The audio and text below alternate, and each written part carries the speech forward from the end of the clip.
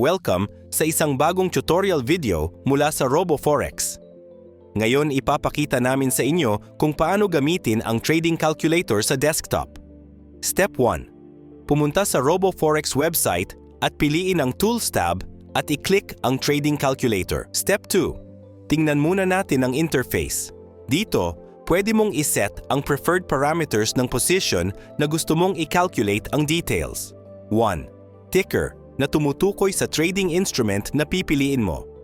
Note na available lang ang trading calculator para sa currency pairs at metals. 2.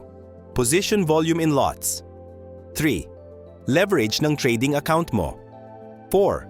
Currency ng trading account mo.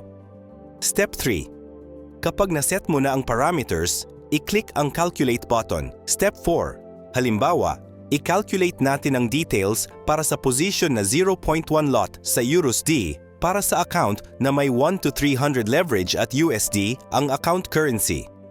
Pagkatapos mong i-click ang Calculate, makikita mo ang iba't ibang parameters. Tingnan natin ng mas malapitan.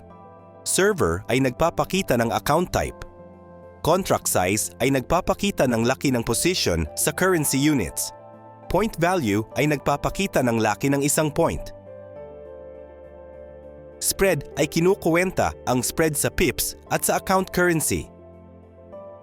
5 at 6. Swap short at swap long ay kinukuwenta ang swap volumes para sa short, sell at long, buy positions. Margin ay kinukuwenta ang amount na kailangan mo para ma-open at ma-support ang position ng specified volume. Step 5. Subukan nating palitan ang ticker sa GBP/USD, ang position volume sa 0.5 lot at ang leverage sa 1 to 100. Ito ang result. Makikita mo kung paano nagbago ang lahat ng parameters base sa bagong details.